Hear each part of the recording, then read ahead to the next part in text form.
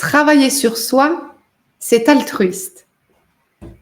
C'est le sujet que je me propose d'aborder avec vous pour les 45-50 minutes qui viennent. J'ai envie de vous poser cette question. Travailler sur soi, est-ce que ce n'est pas se donner trop d'importance? On pourrait parfois entendre ça. Et si c'était tout le contraire? Et si travailler sur soi, au contraire, c'était le courage de se remettre en question? Et si ça conduisait à être plus ajusté dans les relations? C'est ce que je pense et je l'affirme, ceux qui vous veulent du bien apprécieront.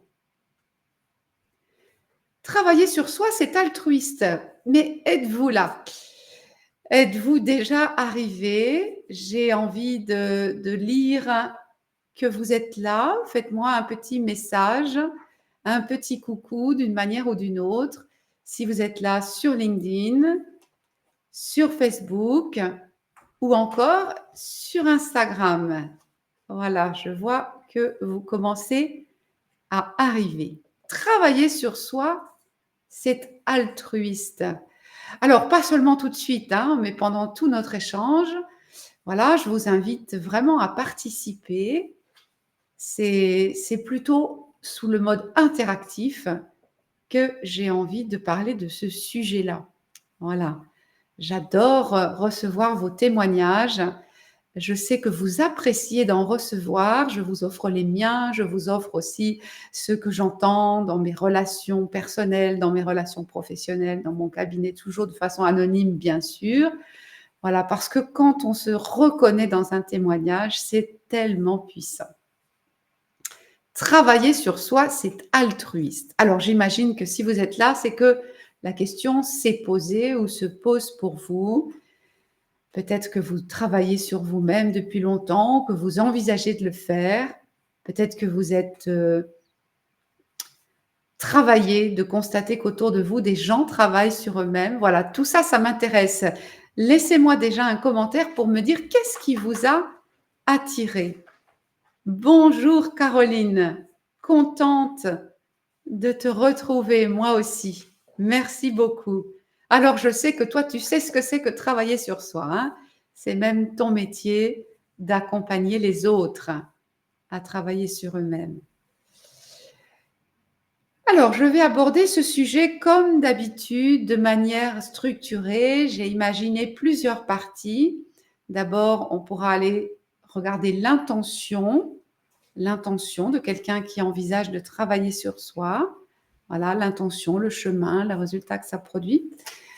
On pourra ensuite aller regarder que de toute façon, nous sommes des êtres de relation. Voilà, donc même quand on travaille sur nous, c'est pas que sur nous. On ira regarder de façon plus précise que travailler sur soi, c'est travailler sur ses relations. En tout cas, c'est l'angle sous lequel la Gestalt-thérapie que je pratique envisage les choses. Et puis, on ira constater que vraiment, nous devenons des personnes plus agréables aux autres quand nous travaillons sur nous-mêmes. Voilà les 4 parties avant de conclure finalement, le travail sur soi, c'est vraiment une belle chose pour soi, pour les autres et pour le monde. Alors, je vois que vous arrivez. Super. Alors, je n'arrive pas toujours à décrypter sous les intitulés Instagram qui est là, mais je me réjouis. Voilà, un petit commentaire pour m'en dire plus, ce sera super sympa. Allez, j'entame sans plus tarder avec ma première partie, l'intention du travail sur soi, le chemin et le résultat que ça peut produire. C'est vrai, certains critiquent cette mode du développement personnel au cœur d'une période où on parle beaucoup d'individualisation, d'individualisme, d'égocentrisme, voilà, plein de mots pour dire que on pourrait peut-être avoir tendance à trop se recentrer sur soi et ce serait pas bien, point d'interrogation. De fait, il y a des tendances comme ça et il pourrait y avoir un risque, d'égocentrisme, de ne travailler sur soi que pour soi. Et peut-être on pourrait lire certains livres, écouter certaines conférences, appliquer certaines recettes, un petit peu avec cette idée de se mettre en priorité, peut-être à l'exclusion des autres ou peut-être qu'il pourrait y avoir ce risque. Imaginons toutefois que ce soit l'intention de départ. Notamment, des personnes, vous voyez, qui pourraient en avoir, ras-le-bol d'avoir trop donné jusque-là, de s'être trop reniées, vous voyez, c'est des personnes que je peux rencontrer dans mon cabinet, effectivement, avec un ras-le-bol et une tentation de revenir sur elles-mêmes. Et oui, effectivement, ça peut être l'intention. Et alors? Et alors, de toute façon, si ces personnes-là vont se mettre vraiment sincèrement à travailler sur elles-mêmes, eh bien, de toute façon, ça aura des résultats pour les autres. Imaginez, vous voyez, cette personne qui donne trop, cette personne qui se renie. C'est pas très agréable à fréquenter parce que, à force de trop donner, ça vous met mal à l'aise ou à force de trop donner, elle finit de temps en temps par vous le reprocher ou à force de trop se renier, vous ne savez plus qui c'est pas agréable de la côtoyer, vous voyez? Donc de toute façon, même ces personnes-là, au bout d'un moment, elles vont aboutir à des résultats qui seront intéressants pour les autres.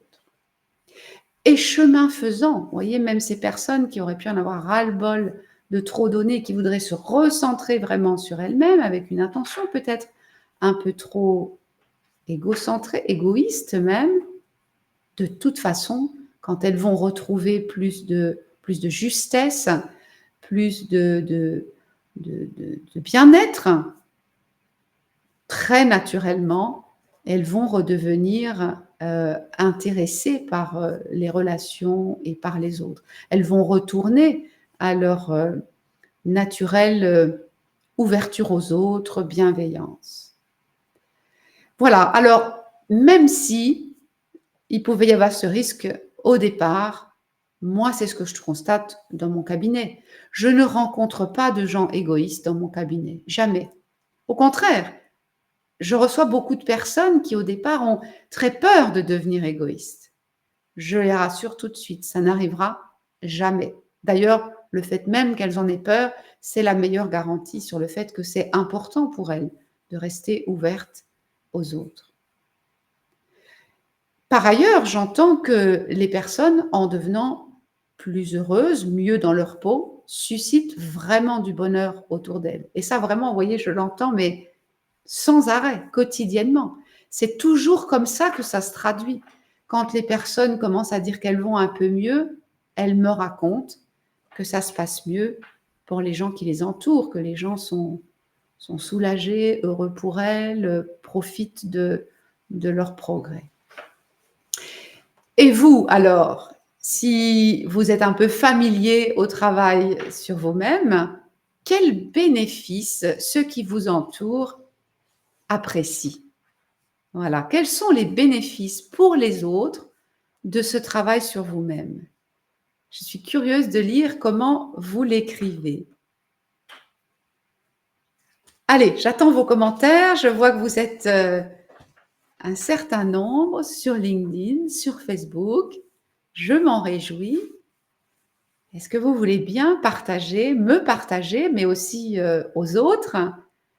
Voilà, le travail sur vous-même, comment les autres apprécient? Qu'est-ce qu'ils apprécient? Quels sont les bénéfices pour eux? Voilà, super. Alors,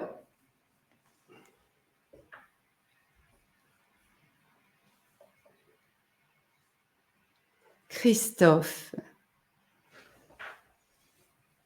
merci de me faire un petit signe, de me dire que tu es là. Emmanuel, enchantée. Alors, quid de professionnels qui ne travaillent pas sur eux-mêmes? Je ne sais pas quelle est l'allusion. Bien sûr que si on aide les autres à travailler sur eux-mêmes, C'est la moindre des choses de travailler sur soi. Alors, il y a peut-être d'autres métiers où ce serait bien aussi de travailler sur soi. Vous voyez, je pense à un commercial qui est beaucoup en relation. Ben, s'il a travaillé sur lui, il va être beaucoup plus agréable à ses clients comme commercial.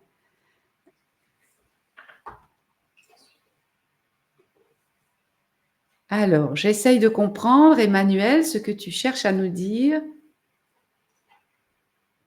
Voilà, beaucoup de gratitude pour le travail que tu fais sur toi-même.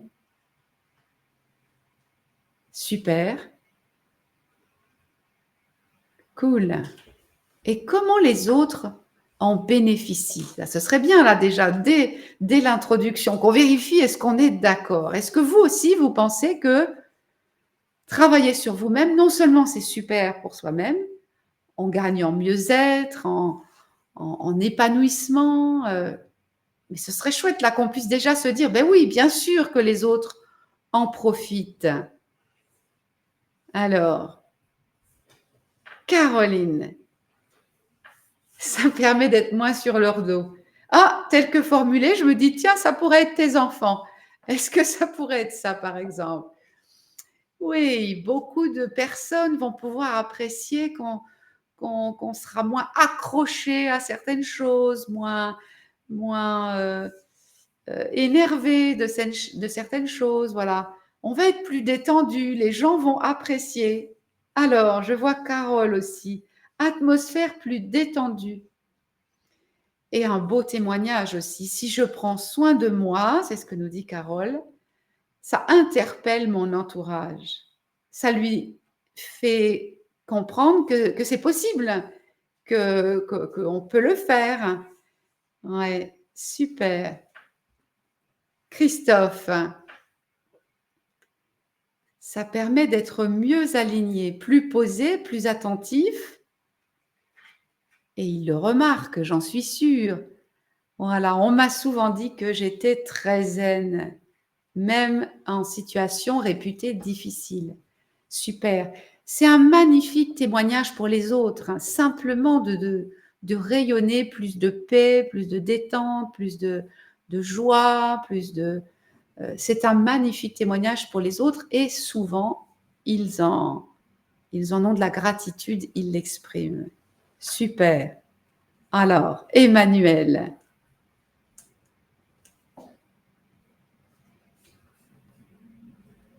J'arrive pas tout à lire d'ici.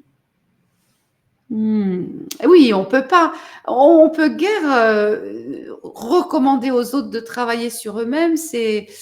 Ils ont envie ou ils n'ont pas envie, hein. On peut leur donner envie par notre propre témoignage. Des fois, on aurait vraiment envie qu'ils fassent quelque chose pour eux, hein. Ça serait bien pour eux, mais ce serait aussi bien pour les autres. Mais on peut difficilement l'imposer. Non, ça, c'est difficile. OK. Bon, voilà, je vois que vous avez, vous aussi, déjà un peu cette idée que travailler sur soi, c'est bon pour les autres. Alors, j'avance. Dans ma deuxième partie, nous sommes des êtres en relation. Est-ce que vous êtes d'accord avec ça? L'être humain n'est rien tout seul. L'être humain ne peut pas vivre tout seul. L'être humain n'est jamais tout seul, hein. Vous voyez, je pense à une affirmation que j'entendais dans mes formations à la PNL à l'époque. On ne peut pas ne pas communiquer. Même quand je dis rien, l'autre me voit et voit que je dis rien. Même quand je ne dis rien et que je suis chez moi, que personne ne me voit, si je réponds pas aux SMS, aux mails qu'on m'envoie, c'est une forme de communication. Voilà, je ne peux pas ne pas me communiquer. Je ne suis jamais un être humain tout seul. Je suis toujours en relation avec les autres. Voilà. L'être humain est un être de relation. L'être humain est un être de relation. Il est en relation avec des personnes. Voilà, je vous invite à penser à toutes ces personnes avec qui vous êtes en relation. Par exemple, voilà, si on pense à ces choses dans la vie qui nous réjouissent en ce moment ou qui nous sont un peu pénibles en ce moment, voilà, tout de suite, je vais penser aux personnes avec qui je vis ça. Mon mari, ma fille, mon collègue, ma chef, le boulanger, la médecin, mon chat, ma chienne, voilà. Tout ce que je le vis en relation avec des personnes ou avec des choses. Hein. Peut-être que vous avez aussi des choses qui vous sont un peu pénibles, qui vous font un peu tension en relation avec la nourriture, par exemple, ou bien en relation avec le fait de vivre seul. Ou encore, vous pouvez vivre des tensions ou du plaisir en relation avec le travail, en relation avec l'argent, en relation avec le temps. Vous voyez, on est toujours en relation. C'est jamais moi tout seul qui vis des choses. Voilà, je travaille beaucoup en ce moment sur la thématique, enfin en ce moment, ça fait un petit moment déjà. Je suis passionnée de travailler pour moi et d'aider les autres à travailler sur leur relation à l'argent. Voilà, c'est une relation. Quand je me sens mal à l'aise avec l'argent, c'est un peu comme si je me sentais mal à l'aise avec quelqu'un. Quand je dis que je n'aime pas l'argent, c'est un peu comme si je disais que je n'aime pas quelqu'un, vous voyez? C'est moi et l'argent. Il se passe quelque chose. Nous sommes des êtres de relation. Et vous? Avec qui? Avec quoi?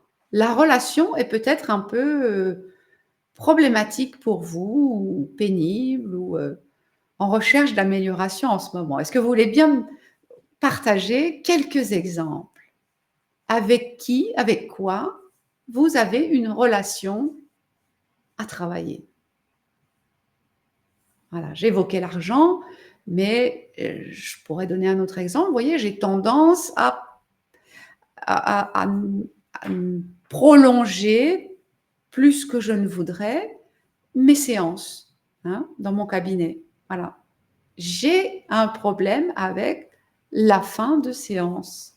C'est une relation entre moi et la fin de séance.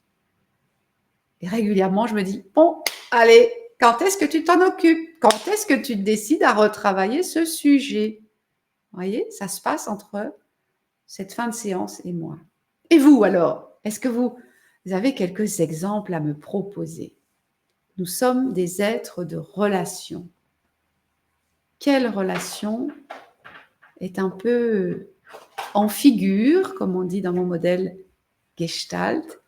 Quelle relation est un peu au milieu de vos préoccupations là, en ce moment? Avec une personne, un animal, un objet, un concept?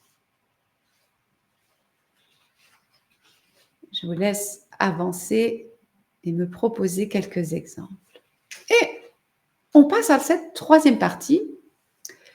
Travailler sur soi, c'est travailler sur ses relations.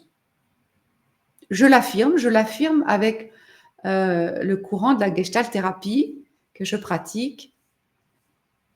C'est la relation qui nous fait plaisir ou qui nous fait problème. C'est la relation que nous allons travailler quand nous avons quelque chose qui ne nous convient plus dans notre vie. Nous ne sommes pas quelqu'un dans l'absolu. D'ailleurs, on pourrait tout de suite le remarquer. Dans mon cabinet, des gens me disent « Oh, au boulot, ça va. » C'est à la maison que ça ne va pas. Bah, c'est pourtant la même personne. Au boulot, ça va. À la maison, ça ne va pas. Nous sommes quelqu'un dans un environnement. Vous voyez, on pourrait même remarquer que au boulot, il y a certains critères qui sont importants pour nous, qu'on met en premier. Et à la maison, ce sont d'autres critères. Voilà. Comme si je n'étais pas la même personne dans ces deux environnements. De fait, je ne suis pas une personne dans l'absolu, je ne suis une personne dans un environnement, je suis une personne en relation avec quelqu'un ou avec quelque chose. Et donc, ce que nous vivons d'agréable ou de désagréable, c'est en relation dans cet environnement. Par exemple, je peux me sentir bien ou mal dans mon appartement, dans un magasin, dans la rue. Vous voyez? Ou bien encore, j'adore, je déteste les premières fois. Oh là là, je déteste les premières fois. C'est moi avec les premières fois. Ou encore, je me sens toujours mal quand arrive la fin. Rebelote. C'est moi avec la fin d'une histoire, la fin d'une aventure. Alors c'est cette relation qu'on va travailler pour prendre la responsabilité de mon positionnement dans cette relation. À moi de prendre ma responsabilité si je me sens mal dans mon logement. Hein, c'est pas mon logement qui va me quitter là. Il faut que je m'en occupe. À moi de travailler pour de trouver comment aménager, envisager les choses pour que quand quelque chose se termine, je ne sois plus totalement déprimée. Voilà. À moi de travailler cette relation. Et en travaillant cette relation, je vais en améliorer beaucoup d'autres. Par exemple, cette tension avec mon chef. Si j'y travaille, et peut-être que ça va me prendre du temps, peut-être que je vais avoir plein de choses à explorer, des pensées à transformer, des façons de me comporter à expérimenter. Vous voyez, si j'améliore cette relation avec mon chef, tout sûr, ce n'est pas qu'avec mon chef que ça va s'améliorer. Parce qu'en fait, cette tension avec mon chef, si j'y réfléchis bien, c'est probablement une tension avec les chefs en général. Alors parfois, vous voyez, je vois ça dans mon cabinet, c'est un problème avec les chefs masculins. Pour un autre, ça va être les chefs, au contraire, femmes. Voilà. Mais c'est pas qu'une relation. C'est souvent comme ça, une succession de relations qui se ressemblent. Et quand je vais en travailler une, ça va améliorer les autres. Ça va me soulager, m'apaiser, me rendre plus fluide dans les relations qui ressemblent à celles-là. Autre exemple, ce problème affectif. C'est souvent une difficulté affective qui revient dans ma vie. Vous voyez, c'est un problème affectif peut-être avec mon partenaire de vie. Hein, et si je relis mon histoire, je vais me rendre compte que c'est déjà la xème fois que je vis cette difficulté-là. Et vous, alors, quelle relation avez-vous déjà pu travailler, améliorer? Et peut-être, expliquez-moi, illustrez-nous comment ça a amélioré aussi d'autres relations. Au rebond, en résonance. Voilà. Bonjour Sidonie. C'est sympa d'être là. Allez, quelques exemples. Est-ce que vous vous lancez à donner des témoignages? Voilà, une relation que vous avez travaillée un peu comme un exemple de beaucoup d'autres relations qui aussi avaient été peut-être un peu difficiles et qui aussi se sont améliorées, ou peut-être les suivantes. Hein, on n'a pas toujours la possibilité de constater que ça améliore les relations si elles se sont terminées, mais on va le constater dans les suivantes.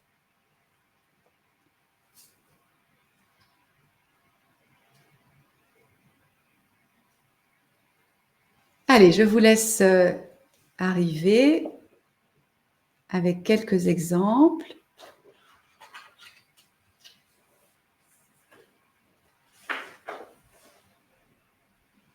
Alors, Emmanuel est inspiré par la relation à l'argent. Super, merci Emmanuel pour ce beau témoignage. Travailler ma relation à l'argent, ça a amélioré ma situation professionnelle. J'imagine, Emmanuel, que l'argent étant devenu plus fluide pour toi, plus OK pour toi, j'imagine que des choses se sont fluidifiées aussi. Peut-être que l'argent est plus abondant et peut-être que d'autres choses sont plus abondantes aussi. Vous voyez, ça c'est un magnifique sujet. Hein. J'en ai déjà plusieurs fois témoigné ici pour avoir beaucoup travaillé sur l'abondance pendant une année entière, l'abondance d'argent en particulier. Et ben oui, mon chiffre d'affaires a considérablement évolué. Voilà. Et une fois que l'abondance est là dans un domaine, elle peut aussi se déployer dans d'autres domaines. Super. C'est un très beau travail qu'on fait en Gestalt thérapie de cultiver cette posture d'abondance. Voilà. Et on va partir souvent avec un client sur le sujet dans lequel il est en posture de pénurie. Ça va être un peu le prétexte à sortir de la pénurie, à rentrer dans l'abondance, et on constatera, quand les fruits vont commencer à être mûrs, que les résultats sont dans tous les domaines de sa vie, ou en tout cas un certain nombre de domaines. Super, merci beaucoup. Tu confirmes, Emmanuel. Voilà, plus de fluidité, d'abondance. Génial. J'entre dans ma quatrième partie.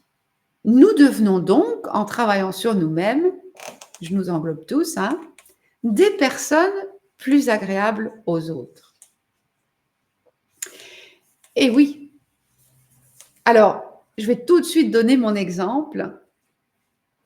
Pendant des années, moi, j'ai travaillé avec une méthode qui consistait vraiment à retourner, apporter de la réparation dans des situations d'enfance qui avaient été des petits traumas. Je ne sais même pas s'il faut dire petits, parce qu'ils avaient des conséquences durables, mais voilà, en tout cas des situations qui semblaient peut-être anodines, mais qui étaient des petites blessures, Voilà, donc j'ai travaillé beaucoup là-dessus. On pourrait dire, mais enfin, elle n'a pas fini de retourner dans son enfance, papa, maman, etc.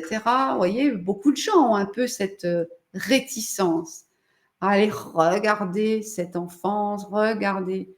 Vous voyez ? Sauf que les résultats que j'ai envie de vous partager aujourd'hui, vous voyez, ce sont des collègues de travail qui me voyaient un petit peu de loin dans mes premières années professionnelles et qui, me voyant de plus près plusieurs dizaines d'années après, me disent « Oh, qu'est-ce que tu as changé ? Oh là là !» Mais c'est sans comparaison. Beaucoup plus épanoui, beaucoup plus agréable, envie de t'approcher, tout simplement. Vous voyez ? C'est pas beau, ça ? J'ai travaillé certaines relations, j'ai travaillé des choses dans le passé, et c'est dans le présent, dans le milieu professionnel, qu'on me remercie pour ce travail que j'ai fait pour moi. Alors, la personne en question ne m'a pas remercié pour mon travail, elle n'en était pas spécialement au courant, mais en tout cas, elle me remercie d'être une personne beaucoup plus agréable à côtoyer aujourd'hui. Génial. Nous devenons des personnes plus agréables aux autres. Eh bien oui, par exemple, nous devenons plus agréables en travaillant sur nous-mêmes parce que nous sortons peu à peu de cette posture tellement commune de victime.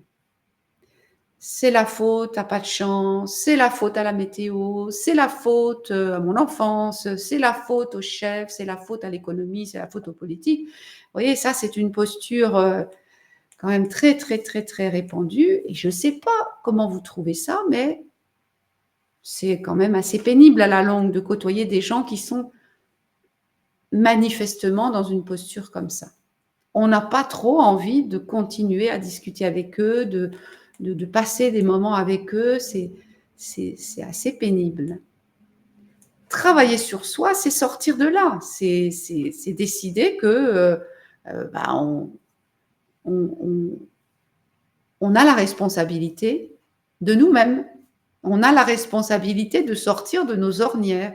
On a la responsabilité et le pouvoir de changer quelque chose dans notre vie, dans nos pensées, dans nos émotions, nos humeurs. Voilà. Et c'est quand même beaucoup plus sympa de côtoyer des gens qui se sentent responsables d'eux-mêmes et de ce qui leur arrive. Qu'est-ce que vous en pensez? Est-ce que ça vous parle, ça? Est-ce que vous avez des comparaisons comme ça? Des gens très victimes, des gens très responsables. Moi, tout de suite, je sais avec qui je passe la soirée. Oui, nous devenons des personnes beaucoup plus agréables aux autres quand nous travaillons sur nous-mêmes parce que nous régulons mieux nos émotions et en particulier nos peurs. L'être humain est pétri de peur, hein. Il en a plus ou moins conscience, mais il est pétri de peur. Et oui, en travaillant sur nous-mêmes, nous prenons conscience de ces émotions, de ces peurs. Et nous trouvons comment réguler tout ça. Nous cultivons plus de sérénité, plus de confiance. Et qu'est-ce que vous en pensez? Là encore, est-ce que vous choisissez de passer la journée avec quelqu'un qui est pétri de peur, qui sursaute à tout moment, qui s'inquiète, qui frémit, ou est-ce que vous choisissez quelqu'un qui est serein, qui affiche une belle confiance? Vous voyez, ces personnes-là, elles attirent à elles les gens.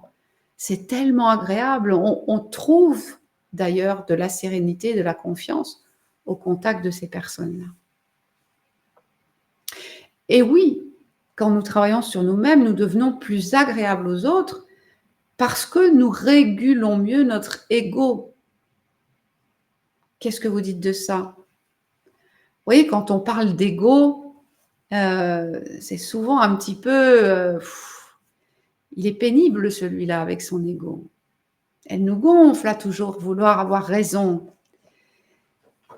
C'est pas très agréable de sentir qu'on est en relation avec un ego plutôt qu'une personne. Quand nous travaillons sur nous-mêmes, nous prenons conscience de ça. Nous prenons conscience que nous sommes happés par notre ego, que nous avons tendance à rester un petit peu sur la défensive, à défendre notre image, notre avis, etc. Et nous apprenons en régulant nos peurs, hein, c'est un peu le même thème que le précédent, en régulant ces comportements un peu trop habituels, et bien petit à petit, nous apprenons à laisser plus de place à ce qui se passe et aux autres dans nos relations. Et là encore, bien sûr, c'est plus agréable de côtoyer quelqu'un qui nous laisse de la place, quelqu'un qui n'est pas en train de nous survendre son ego. Bien sûr. Et vous, qu'est-ce que vous régulez mieux dans vos relations? Ou peut-être qu'est-ce que vous constatez que des personnes de votre entourage régulent mieux? Et qu'est-ce que ça change dans les relations? Alors, Emmanuel nous dit: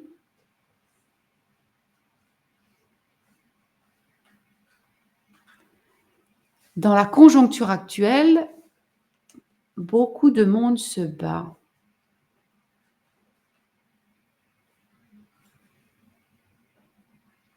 Ok, Emmanuel, tu nous dis que tu pourrais avoir envie d'aller remonter le moral à quelqu'un de moins optimiste. J'imagine que instinctivement, tu vas aller remonter le moral à quelqu'un qui quand même a de la place pour t'entendre, hein. Voilà, quelqu'un qui veut bien se laisser remonter le moral. Ouais, on le sent assez vite, ça, hein. Ou alors on essaye et puis quand on voit que c'est pas possible, on passe son chemin. Super. Carole,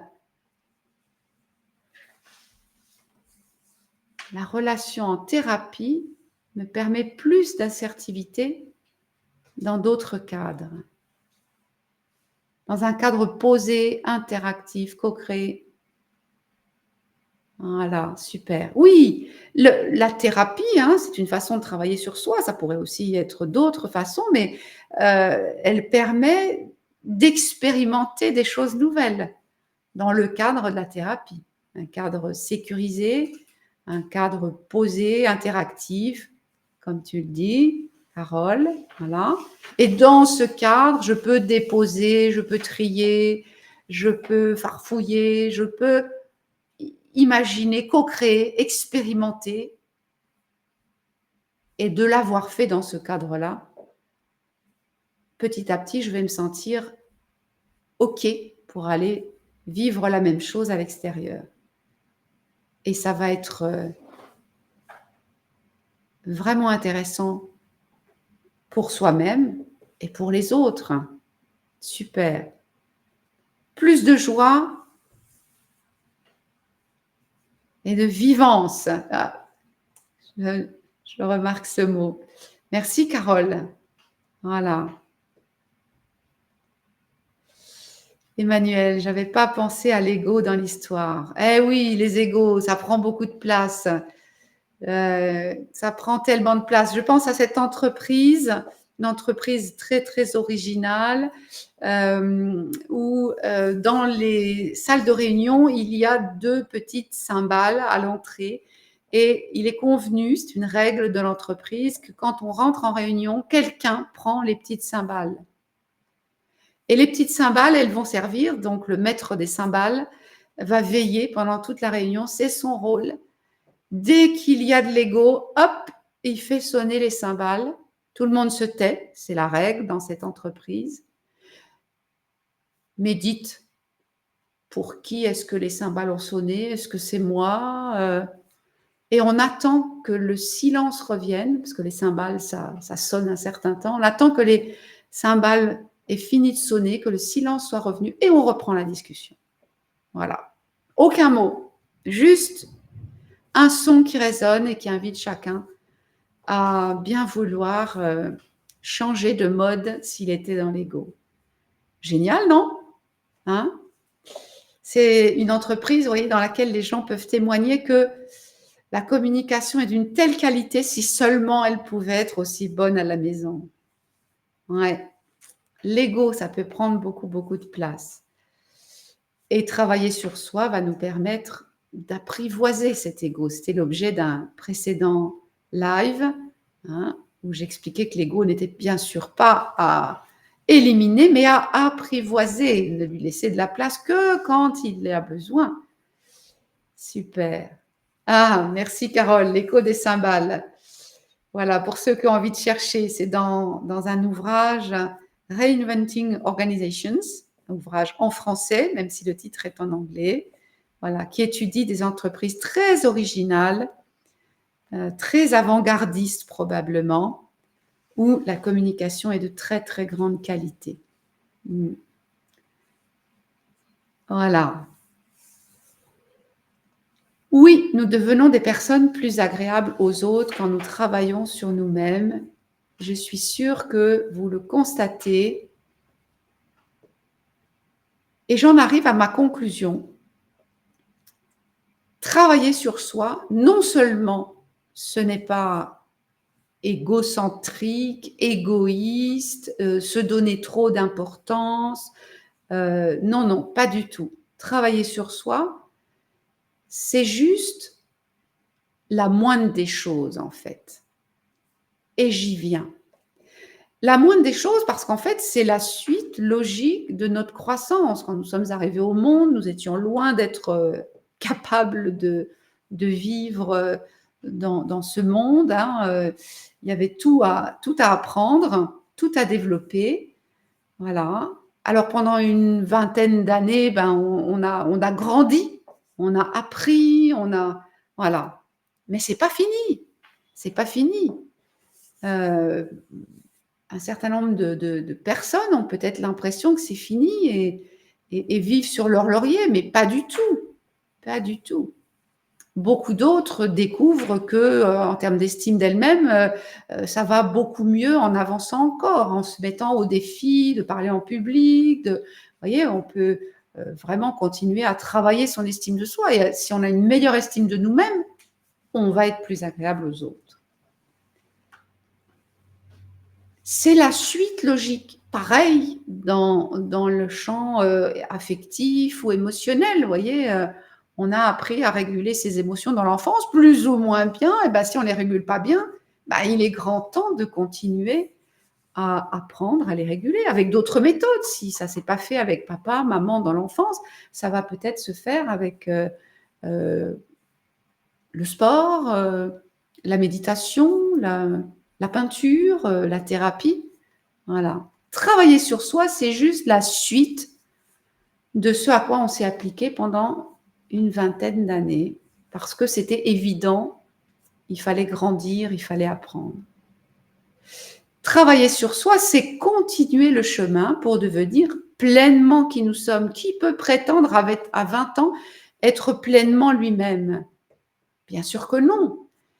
Il va nous falloir toute une vie pour devenir pleinement nous-mêmes, pour honorer ce que la vie nous a donné, ce qui est en potentiel à l'intérieur de nous, en germe, et qui pourra nous faire dire au seuil de quitter ce monde, ah oui, oui, là, je suis vraiment beaucoup plus moi-même que je ne l'étais à 15, 20, 30 ou 40 ans.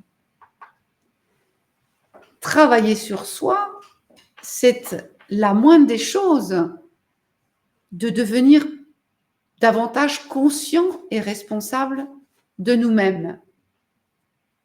Voilà, de devenir plus conscient, plus responsable pour pouvoir davantage librement poser nos choix et nos actes. C'est la moindre des choses. Vous voyez, tellement de personnes qui s'excusent qu'elles ne peuvent pas faire autrement.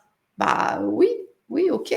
Une fois, 2 fois, 3 fois, mais bon, dans 20 ans, si elles continuent à demander qu'on les excuse, qu'elles ne peuvent pas être autrement, ben si, quand même, peut-être. Peut-être qu'elles pourraient s'occuper de devenir plus conscientes, plus responsables, plus libres d'elles-mêmes.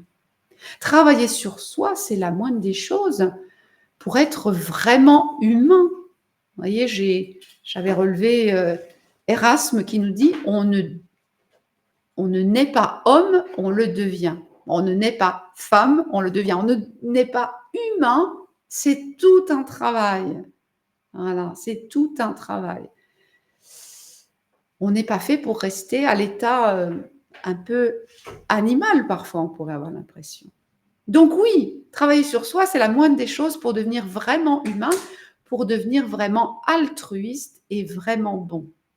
Qu'est-ce que vous dites de tout ça? Alors, je vous lis.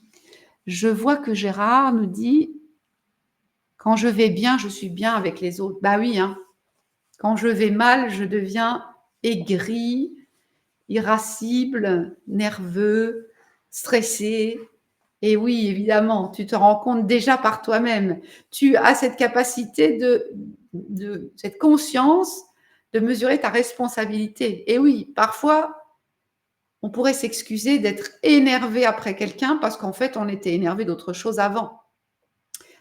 Il faut déjà avoir un beau niveau de conscience pour faire ce genre d'aveu. Excuse-moi de m'être énervé, c'est que j'ai un problème ce matin au boulot et voilà. Et mieux encore, j'ai oublié de prendre ma douche relationnelle, mon hygiène relationnelle. Vous voyez, hein, ça c'est Thomas Dansbourg qui propose que quand j'ai vécu des choses un peu compliquées au travail, avant de rentrer au boulot, je prends ma douche relationnelle, voilà, pour pas faire payer à la maison ce que j'ai vécu au boulot. Voilà. Ça, c'est encore aussi un sacré niveau de conscience et de responsabilité. C'est moi dans ma relation là, qui amène ma mauvaise humeur. Merci pour ce bel exemple. Et d'autres encore. Voilà, travailler sur soi, non seulement ce n'est pas égocentrique, égoïste, se donner trop d'importance, oublier les autres. Non, au contraire, travailler sur soi, c'est la moindre des choses pour honorer la vie et pour devenir une plus belle personne. Caroline, le programme de toute une vie. Oui, je crois que tu es abonnée aussi, Caroline. Hein. Il y en a qui ont des abonnements à la salle de sport pour 1 an, pour 5 ans, pour 10 ans. Voilà. Nous qui sommes dans cette passion du travail sur soi, Bien sûr, nous sommes abonnés, hein, et nous savons que plus nous avançons, plus nous sommes de bons thérapeutes, de bonnes thérapeutes, de bons accompagnateurs pour les autres. Et oui, si moi j'ai avancé sur un nouveau sujet, comme par hasard dans mon cabinet, j'entends ce sujet-là qui apparaît. Alors qu'avant, il n'était pas là, présent dans mon cabinet. Bien sûr, j'ai élargi mon spectre. Je suis devenue une personne encore plus à même d'accompagner. Carole nous dit se découvrir, avoir conscience de qui je suis, avec qui je me sens en accord ou pas, ce qui m'anime, voilà, me connaître mieux pour mieux interagir. Bien sûr, oui, ça commence toujours par nous-mêmes. Quand je travaille avec les jeunes, je travaille beaucoup avec les jeunes sur la construction de leur parcours professionnel. Je leur dis, voyez, vous pouvez aller comme dans un magasin, regarder sur Internet ou dans la vraie vie tous les métiers qui existent pour voir lequel pourrait vous convenir. Mais ce serait quand même beaucoup plus précieux, utile, efficace, satisfaisant d'aller surtout regarder en vous-même qui êtes-vous donc, hein, qui êtes-vous? Et vous avez déjà 20 ans pour le savoir, 20 ans d'expérience. Qui êtes-vous et qu'allez-vous pouvoir découvrir d'intéressant pour le monde? Voilà. Commencer par soi-même, c'est toujours la bonne solution. Il y a pas mal de proverbes qui disent ça d'ailleurs. Hein. Aide-toi, le ciel t'aidera. Balayer d'abord devant sa porte. Enfin bref, voilà quelques expressions qui me viennent. Commencer par soi-même. Super. Le bon vieil adage, connais-toi toi-même. Eh oui. Hein. Merci de confirmer, Christophe. Il y en a plein, plein, plein, plein. Eh bien voilà pour aujourd'hui. J'étais enchantée de questionner ce doute, cette inquiétude. Est-ce que travailler sur soi, ce serait pas trop égocentré? Voilà. Je pourrais reprendre encore d'autres doutes comme ça, hein, parce qu'il y a pas mal de critiques autour de cette soi-disant mode du développement personnel et de travailler sur soi. Vous voyez, c'est pas une mode, c'est un besoin en fait. Notre société, notre monde est tellement en crise, c'est-à-dire en transformation, c'est tellement complexe de traverser notre époque que on a besoin de travailler sur soi peut-être plus que d'autres générations avant nous, avec peut-être d'autres moyens, parce que ça devient vraiment essentiel de savoir qui on est, d'être bien dans ses pompes. Sinon, on se fait laminer, hein, burn-out et autres difficultés de notre époque. Christophe nous dit encore, faire le tour de soi est le plus beau des chemins. Oh, c'est beau ça. Merci, Christophe. Je ne sais pas si ça va, comment je vais dire, réconcilier ceux qui craignent l'égocentrisme, mais je suis quand même assez d'accord avec ça, tout à fait. Super. Alors, si vous avez envie de poursuivre les échanges sur ce sujet, eh bien écoutez, vous connaissez mon adresse mail, vous trouvez mon téléphone, on discute sur un réseau ou sur un autre. Voilà, ce sera vraiment avec beaucoup de plaisir. Si vous avez d'autres sujets à me proposer pour échanger ensemble comme ça, d'un mois sur l'autre, on se donne rendez-vous, c'est super. J'ai déjà le sujet de la prochaine fois, je le garde secret, mais pour une fois, je l'ai d'avance. Et en même temps, je veux bien vos suggestions. Voilà, ce sera super. Alors, que nous dit Gérard?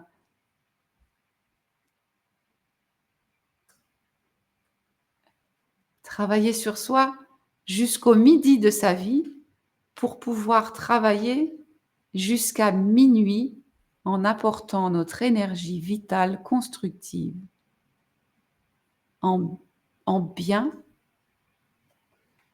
Super. Je ne sais pas d'où vient toute cette inspiration. Mais c'est très intéressant. Allez, mettez-nous vos sources là. Ou alors c'est du Gérardus, ou alors il y a un autre auteur et on peut aller creuser. Voilà, Carole nous dit. Voilà. Merci Carole. Merci beaucoup.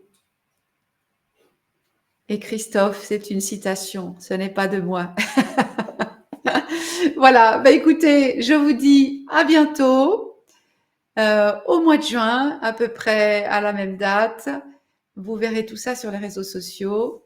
Et si vous avez envie de suggérer à quelqu'un de m'écouter sur cette thématique, tout ça, vous pouvez le retrouver sur YouTube ou même sur le même réseau social où vous m'avez trouvé aujourd'hui. On revient dans le fil, on retrouve l'événement et on peut tout simplement réécouter. Merci Caroline, merci Christophe, merci Gérard, merci Carole, merci tous ceux dont je n'ai pas décrypté les prénoms, Sidonie, voilà, c'est super, Emmanuel, et d'autres encore que je vois, Nancy, etc., la marquise de Sable.